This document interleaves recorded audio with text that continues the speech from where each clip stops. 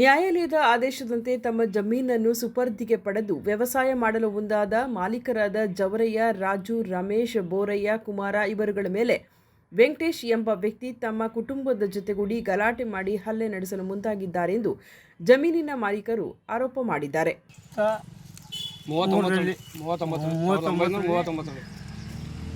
ತಂದೆ ಕೊಂಡಿದ್ದು ಆಗಿಂದ ಮಗ ನಾವು ಮಾಡ್ಕೊಬರ್ತಾ ಇರ್ಬೇಕಾದ್ರೆ ಅಮ್ಮ ಕೌಕೆ ಅವ್ರ ಇಬ್ಬರಾಳಿಂದ 2 ಎಕರೆ 22 ಗುಂಟೆ ಜಮೀನು ಗಾಯ ಆಗುತ್ತೆ ಅವ್ರಿಗೆ ಅವರು ಬಂದು ನಮ್ಮ ಜಮೀನು ಪಕ್ಕದಲ್ಲಿರೋ ಜಮೀನಲ್ಲಿ ಅವರು ಭಾಗ ತಗೋಬೇಕು. ಆ ಮನೆಗೆ ಒಂದು ಹೆಣ್ಮಗನ ನಮ್ಮೂರವರೇ ಕೊಟ್ಟವ್ರೆ. ಆ ಮನ್ಸ ನನ್ನ ತಂಗಿ ಜಮೀನು ಹೋಯ್ತದೆ ಅನ್ನೋ ಸಂಕಟಕ್ಕೆ ಹೋಗಿ ಸಲುವಾಗಿ ನಮ್ಮ ಜಮೀನ ತೋರು ಹಾಕಿ ನಮ್ಮ ಜಮೀನ ಮೇಲೆ ಫೈಟ್ ಮಾಡ್ತಾವ್ರೆ. ನಾವು ಅಷ್ಟಿನಿಂದ ನಾವು ಹೊರಗಡೆ ಇದ್ದು ನಾವೇನು ಮಾಡೋಕ್ಕೆ ಬಂದಿರಲಿಲ್ಲ. ಈಗ 10 ವರ್ಷದಿಂದ ನಾವು ಮಾಡ್ತಾಯಿದ್ವಿ. ಈಗ ಅವರು ದಬ್ಬಾಳಿಕೆಗೆ ಬಂದು ಬಿಡ್ತಾ ಇಲ್ಲ. ನಾವು ಕೋರ್ಟ್ ಮುಖಾಂತರ ಹೋದೋ, ಕೋರ್ಟು ನಮಗೆ ಆರ್ಡ್ರ್ ಕೊಟ್ಟದೆ, ಇಂಜೆಕ್ಷನ್ ಆರ್ಡ್ರ್ ಕೊಟ್ಟು ಅನುಭವಕ್ಕೆ ಹೋಗಿ ಅಂತ ಕೊಟ್ಟದೆ. ಆದರೂ ನಾವು ಬಂದು ಮಾಡೋಕ್ಕೆ ಬಂದರೆ ಇವರು ಗಲಾಟೆಗೆ ಬರ್ತಾವ್ರೆ.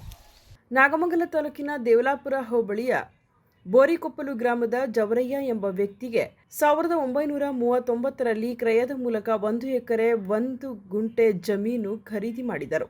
ಈ ಜಮೀನು ವಾರಸುದಾರರಾದ ಜವರಯ್ಯ ಮತ್ತು ರಾಜು, ರಮೇಶ್, ಬೋರಯ್ಯ, ಕುಮಾರ್ ಹಂಚಿಕೆ ಮಾಡಿಕೊಂಡಿದ್ದರು. ಆದರೆ ವೆಂಕಟೇಶ್ ಎಂಬ ವ್ಯಕ್ತಿ ಇಲ್ಲಸಲ್ಲದ ನೆಪ ಹೇಳಿಕೊಂಡು ಜಮೀನು ನನಗೆ ಬರಬೇಕು ಎಂದು ನಮಗೆ ಕಿರುಕುಳವನ್ನು ನೀಡುತ್ತಿದ್ದಾರೆ.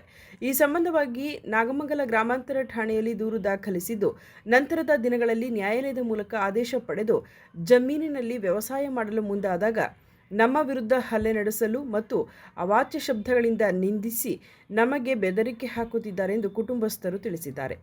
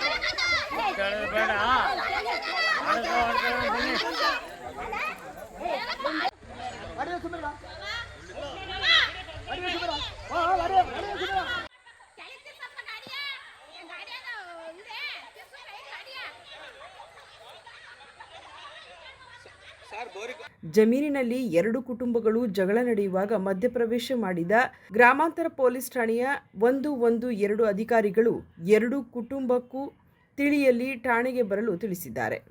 ನಮ್ಮದು ನಾಗಮಂಗಲ ತಾಲೂಕು ದೇವಲಾಪುರ ಹೋಬಳಿ, ಮಂಡ್ಯ ಜಿಲ್ಲೆ, ಬೋರಿಕೊಪ್ಪಲು ಗ್ರಾಮ. ಇದು ಬೋರಿಕೊಪ್ಪಲು ಗ್ರಾಮದಲ್ಲಿ ಸರ್ವೆ ನಂಬರ್ 27, ಸರ್ವೆ ನಂಬರು 227. ಅದರಲ್ಲಿ ನಾವು ಅಣ್ಣ ತಮ್ಮದಿರ ಜನೆಲ್ಲ ನಾವು ಅನುಭವದಲ್ಲಿತ್ತೆ. ವೆಂಕಟೇಶ್ ಅನ್ನೋರು ಏನು ಮಾಡಿದ್ರು, ಬಂದು ಹೊಲ ಒಳಗೆ ಬಂದರು. ನಾವು ಯಾಕಪ್ಪ ಏನಪ್ಪ ಅಂತ ಕೇಳೋಕ್ಕೆ ಹೋದಾಗ ಅವರು ಇಲ್ಲ ನಂದು ಜಮೀನು ನಂದು ಅಂಥೇಳಿ ದಬ್ಬಾಳಿಕೆ ಮೇಲೆ ನಮಗೆ ಕಿರುಕುಳ ಕೊಟ್ಟಾಗ ನಾವು ಸ್ಟೇಷನ್ಗೆ ಹೋಗಿ ಕಂಪ್ಲೇಂಟ್ ಕೊಟ್ಟಾದಮೇಲೆ ಅವ್ರೇನು ಮಾಡಿದ್ರು, ನೋಡಪ್ಪ ಯಾವ ಗಲಾಟೆ ಏನು ಮಾಡೋದು ಇದು ಬೇಡಪ್ಪ, ನೀವು ಕೋರ್ಟಿಂದ ನೀವು ಆರ್ಡ್ರ್ ತಗೊಬಂದು ಯಾರ್ದಿದೆ ಅವ್ರು ಇಂಜೆಕ್ಷನ್ ಆರ್ಡ್ರ್ ಬಂದಾಗ ಉಳಿ ಅಂತ ಹೇಳಿದರು. ಸರಿ, ನಾವು ಏನು ಮಾಡೋದು, ಆವಾಗಿಂದ ನಾವು ಅಲ್ಲಿ ತಗೋಗಿಲ್ಲ, ಅವರು ಬಂದಿಲ್ಲ.